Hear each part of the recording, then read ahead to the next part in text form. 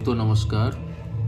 आज सिविल इंजीनियरों के लिए मैं कुछ अलग से लेके आया हूँ, जो कुछ इम्पोर्टेंट पॉइंट्स हैं। जैसे सरिया का वज़न निकालने के लिए डी स्क्वायर भाग 162.2 केजी पर मीटर, ये 1 मीटर में वज़न निकालने के लिए फॉर्मूला होता है।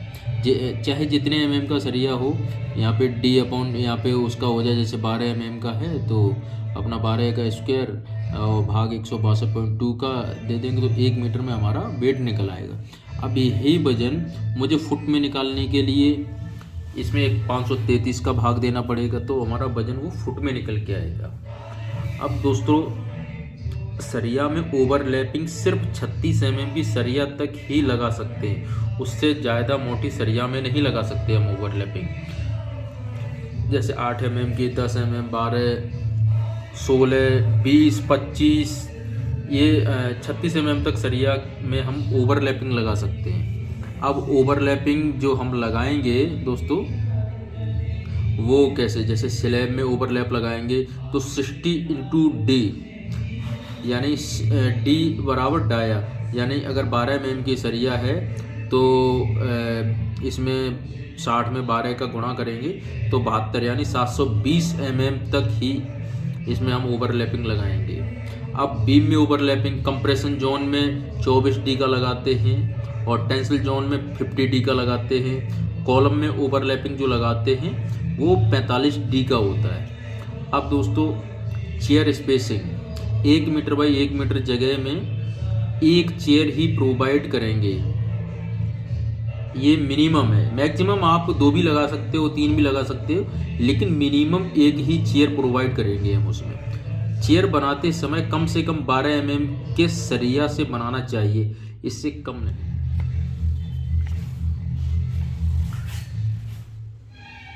स्लैब की थिकनेस मिनिमम 125 mm होनी चाहिए। ये थंब रूल कहता है स्लैब की जो थिकनेस है, छत हम जो डालते हैं उसकी थिकनेस 125 mm होनी चाहिए। कंक्रीट को 1.5 मीटर की ऊंचाई से डालना चाहिए, इससे ज़्यादा ऊंचाई से नहीं डालना चाहिए। यदि कहीं ढलाई चल रही है और वहाँ ज़्यादा ऊपर से कंक्रीट हम डालेंगे तो वो गलत है। मैक्सिमम 1.5 मीटर ऊंचाई से ही कंक्रीट को हम डाल सकते हैं। बिल्डिंग की हाइट, यानी किसी घर की भी हाइट 3.15 यानी 3150 mm होनी चाहिए, 3.15 मीटर होनी चाहिए। ओके दोस्तों, अब पैराफिट वाल जो हम छत पे बाउंड्री वाल लगाते हैं तो उसकी ऊंचाई 1 मीटर तक होनी चाहिए। ठीक है दोस्तों। अब खिड़की की ऊंचाई 2.1 मीटर होनी चाहिए। ओके दोस्तों। अब लिंटल जो हम उस पर चौखट लेवल पे डालते हैं, लिंटल की मोटाई 150 mm होनी चाहिए।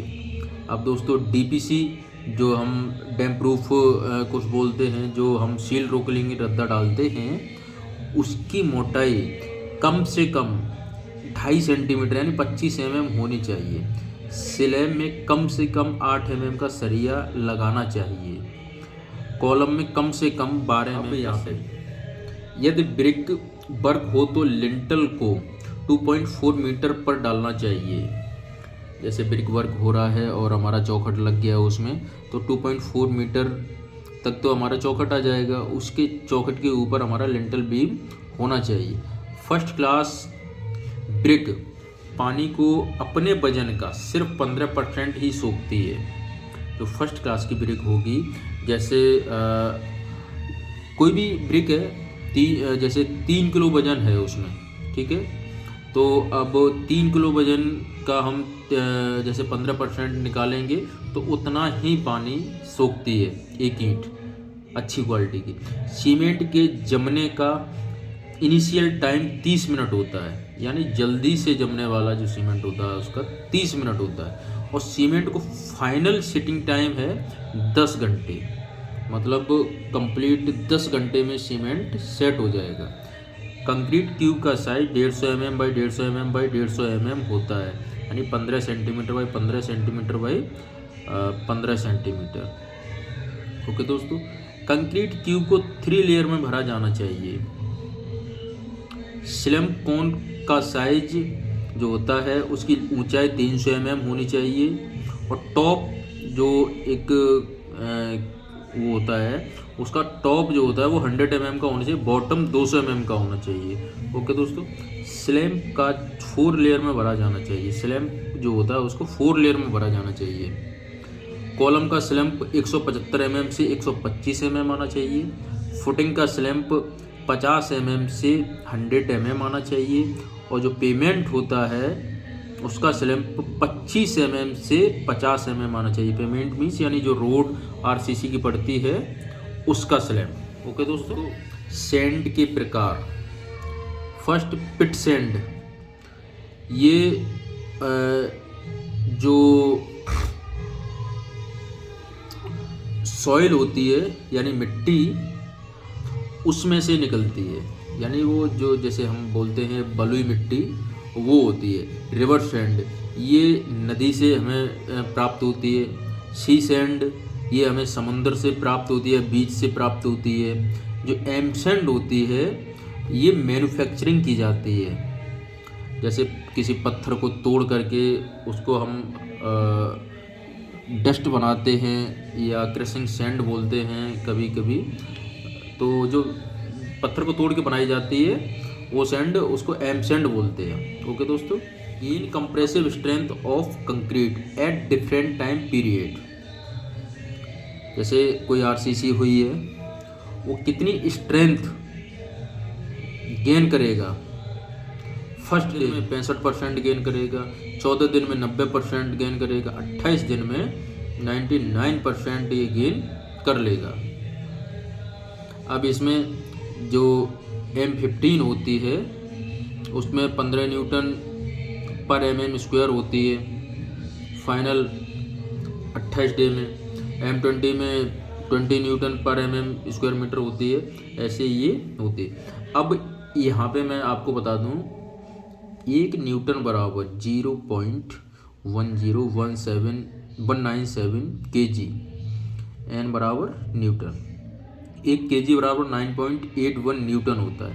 1000 न्यूटन बराबर 1 किलो न्यूटन होता है।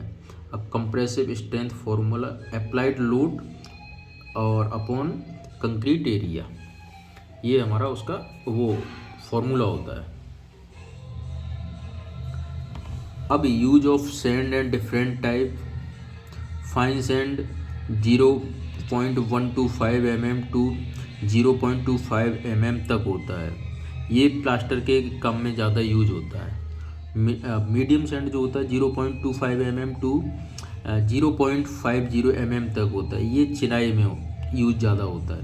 अब coarse sand 0.50 mm to 1 mm, ये कंक्रीटिंग एंड मैसनरी दोनों में यूज होता है, यानी ढलाई में और अपना ब्रिक वर्क, ये दोनों में यूज होता है। अब टेस्ट ऑफ स्टील, इसको देख लेते हैं दोस्तों। जो ग्रेड ऑफ स्टील होता है, जैसे आपने स्टील पे लिखा हुआ देखा होगा Fe 415, Fe 500, Fe 550, Fe 600, Fe 450D। तो Fe 415 उसका यील्ड स्ट्रेंथ होता है 415 न्यूटन प्रति mm²। इसका टेंसिल जो स्ट्रेंथ होता है वो 485 न्यूटन प्रति mm² होता है। इसकी परसेंटेज ऑफ एलोगेशन जो होता है 14.5% होता है, ऐसे ये सबका लिखा हुआ है। अब आपने ये Fe जो लिखा हुआ है, Fe का मतलब होता है आयरन, और ये जो D लिखा हुआ है इसका मतलब होता है डक्टिलिटी।